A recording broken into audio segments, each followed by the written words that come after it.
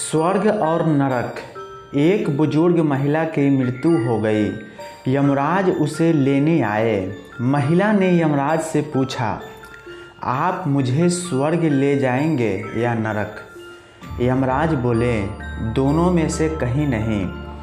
तुमने इस जन्म में बहुत ही अच्छे कर्म किए हैं, इसलिए मैं तुम्हें सीधे प्रभु के धाम ले जा रहा हूँ।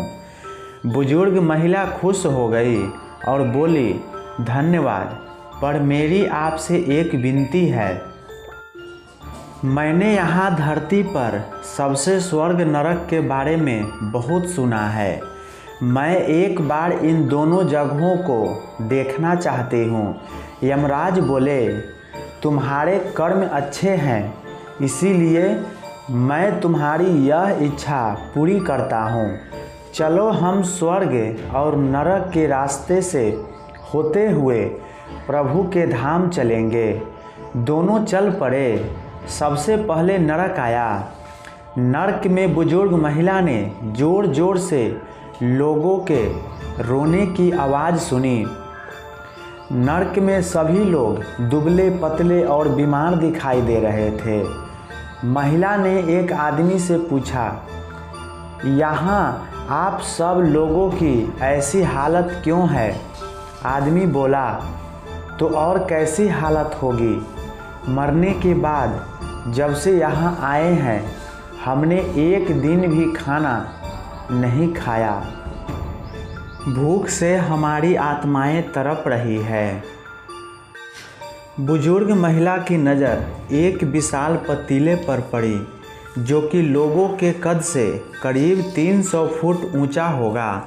उस पतीले के ऊपर एक विशाल चम्मच लटका हुआ था। उस पतीले में से बहुत ही शानदार खुशबू आ रही थी। बुजुर्ग महिला ने उस आदमी से पूछा, इस पतीले में क्या है? आदमी मायूस होकर बोला, ये पतीला बहुत ही स्वादिष्ट खीर से हर समय भरा रहता है। बुजुर्ग महिला ने हैरानी से पूछा, इसमें खीर है? तो आप लोग पेट भर के ये खीर खाते क्यों नहीं? भूख से क्यों तड़प रहे हैं? आदमी रो रो कर बोलने लगा, कैसे खाएं? ये पतीला 300 फीट ऊंचा है, इसमें से कोई भी उस पतीले तक नहीं पहुंच पाता। बुजुर्ग महिला को उन पर तरस आ गया। सोचने लगी, बेचारे खीर का पतीला होते हुए भी भूख से बेहाल हैं। शायद ईश्वर ने इन्हें यही दंड दिया होगा। यमराज बुजुर्ग महिला से बोले, चलो हमें देर हो रही है। दोनों चल पड़े। कुछ दूर चलने पर स्वर्ग आया। वहाँ पर बुजुर्ग महिला को सबकी हंसने खिलखिलाने की आवाज़ सुनाई दी। सब लोग बहुत खुश दिखाई दे रहे थे।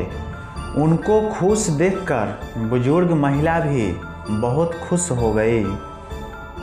पर वहाँ स्वर्ग में भी बुजुर्ग महिला की नज़र वैसे ही 300 फुट ऊंचे पतीले पर पड़ी जैसा नरक में था। उसके ऊपर भी वैसा ही चम्मच लटका हुआ था। बुजुर्ग महिला ने वहाँ लोगों से पूछा, इस पतीले में क्या है? स्वर्ग के लोग बोले, इनमें बहुत ही स्वादिष्ट खीर है। बुजुर्ग महिला हैरान हो गई। उनसे बोली, पर ये पतीला तो 300 फुट ऊंचा है, आप लोग तो इस तक पहुंच ही नहीं पाते होंगे।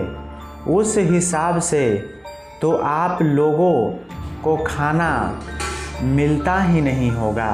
आप लोग भूख से बेहाल होंगे। पर मुझे तो आप सभी इतने खुश लग रहे हैं, ऐसे कैसे? लोग बोले, हम तो सभी लोग इस पतीले में से पेट भर के खीर खाते हैं। महिला बोली, पर कैसे? पतीला तो बहुत ऊंचा है। लोग बोले, तो क्या हो गया? पतीला ऊंचा है तो यहाँ पर कितने सारे पेड़ हैं। ईश्वर ने ये पेड़ पौधे, नदी, झरने हम मनुष्यों के उपयोग के लिए तो बनाए हैं। इनमें इन पेड़ों की लकड़ी ली, उसको काटा, फिर लकड़ियों के टुकड़ों को जोड़ के विशाल सीढ़ी का निर्माण किया। उस लकड़ी की सीढ़ी के सहारे हम पतीले तक पहुंचते हैं और सब मिलकर खीर का आनंद लेते हैं। बुजुर्ग महिला यमराज की तरफ देखने लगी। यमराज मुस्कुराए, बोले, ईश्वर ने स्वर्ग और नरक मनुष्यों के हाथों में सौंप रखा है। चाहे तो अपने लिए नरक बना ले, चाहे तो अपने लिए स्वर्ग।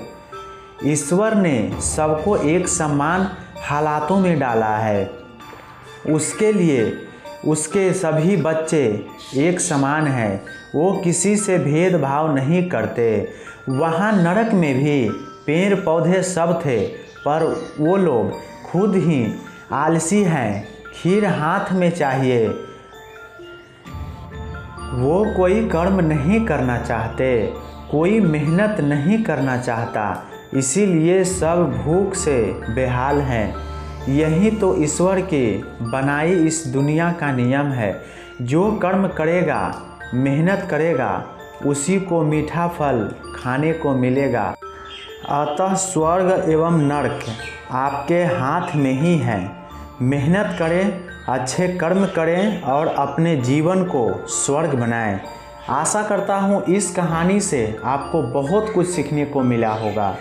तो अगर आपको ये कहानी पसंद आया है तो प्लीज़ चैनल को सब्सक्राइब, वीडियो को लाइक और वीडियो को अपने दोस्तों के पास शेयर भी कर दीजिएगा। तो मिलते हैं एक नई कहानी में, तब तक के लिए जय हिंद, वंदे मातरम।